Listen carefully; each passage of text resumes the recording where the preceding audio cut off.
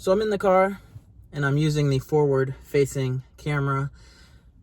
I apologize if this isn't the best quality video, but recently I've been feeling kind of burnt out on filming like little food reviews in the house, and I wanted to mix it up, and I don't know what other kind of content to make, so I figured I'd just do it in the car, which I've done before in the past, but just getting outside, I was just hoping this would freshen things up a bit, and so this is what I'm doing.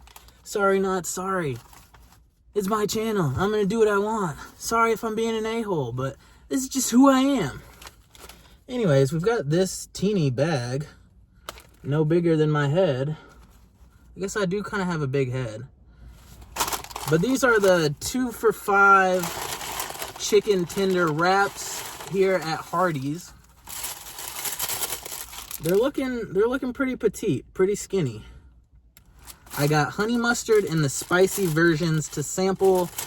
These are what's on their commercials right now and everything, so I don't really eat at Hardee's like that. I'm not sure if it's brand new, if it's something that they bring back every now and again as a limited time thing. I know that if I touch the camera screen to try and focus more, it's gonna knock the camera down from where I have it propped up. So hopefully that's a good enough view. It's got a chicken tender, some lettuce, generous little bit of that honey mustard sauce, and it's got some cheese on there as well.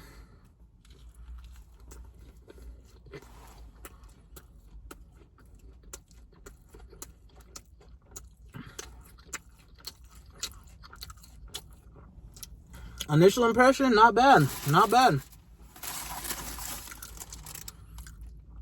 The honey mustard has a little bit of that spicy brown mustard kick to it, which I like in a honey mustard, but it's balanced with a nice amount of sweetness. The chicken tender is not overly greasy or breaded or nasty tasting.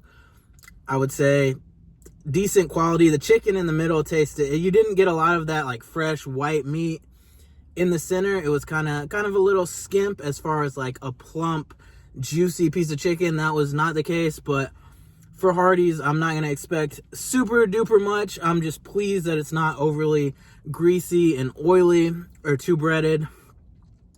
The lettuce adds a nice little crunch. I feel like the cheese doesn't need to be there. I feel like that doesn't pair greatly with chicken and honey mustard as far as I'm concerned. But it is an interesting little like take on almost a taco where you get all the flavors of a nice chicken tender dipped, excuse me, all the flavor of a nice little chicken finger dipped in honey mustard. So it's interesting. It's something unique. I would get that if I'm trying to get like a cheap little $5 meal deal. I feel like 2 of these would fill you up. It doesn't come with a beverage though, is the one thing. So I feel like as far as $5 meal deals go, there are some better options out there if you're really trying to eat on a budget. This is the spicy. It's got the lettuce. It looks like it might have some ranch sauce on there. Less of the sauce though. And then it's got, I think I saw pickles. Yeah, there's pickles underneath it. I don't know if they're super visible, but right here, there's pickles. And then this tender, it's got like a lot of like, I guess I'm assuming some sort of like hot tossed seasoning, but that's a dry rub. That's the word I'm thinking of. More of a dry rub that the tender is kind of tossed in. There, I feel like it's kind of focusing on it. That's the best I can do for now as far as a view. But yeah.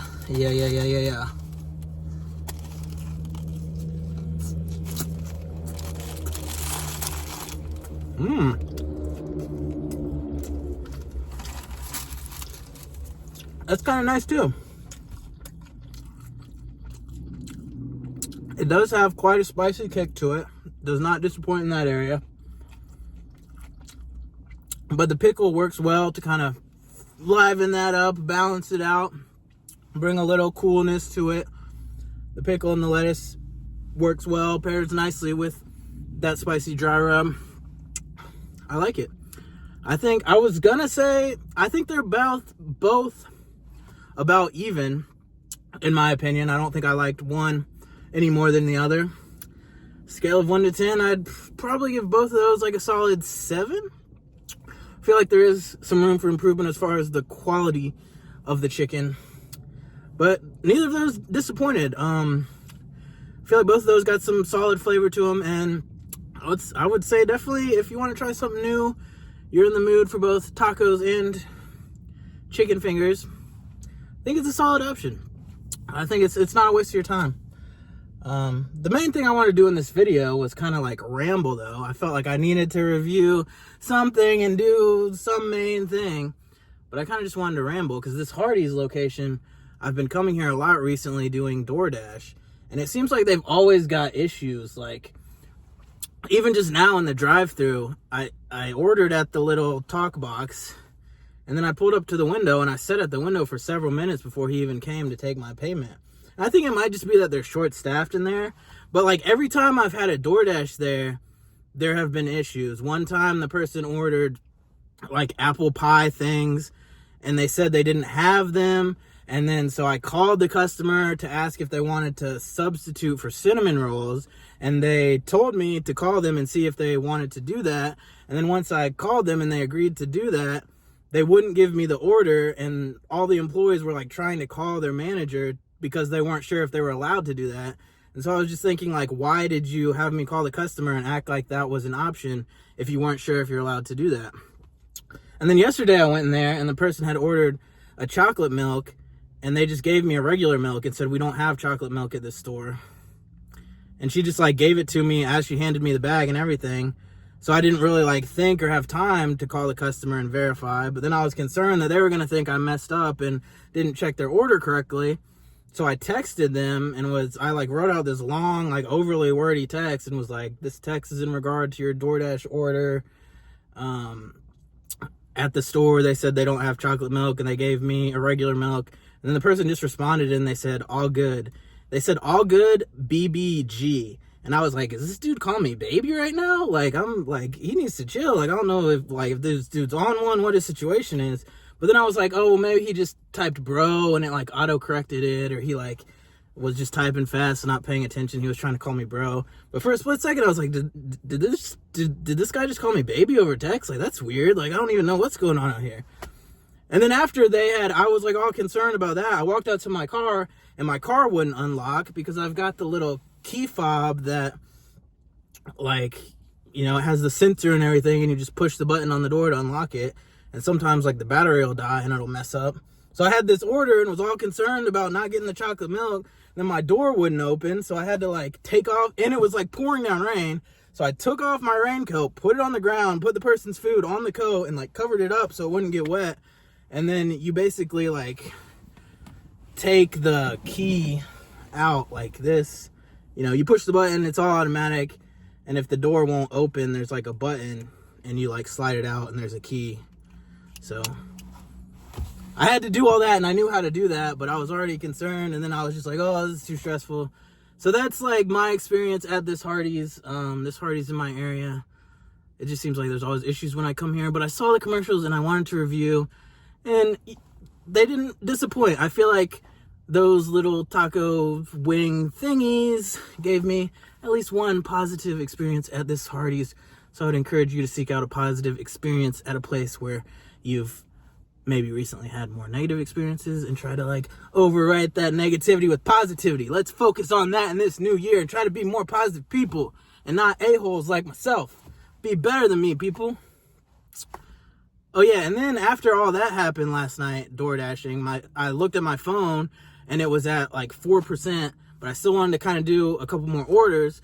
So I went to 7-Eleven and bought a charging thing, because I ended up having to get the new iPhone because my old phone was all dead and the new one had just came out, and that was like blah blah blah. So I ended up getting the new iPhone, and then at home I just have one of the things you like set the phone on, and that fancy thing you just set it on and it charges.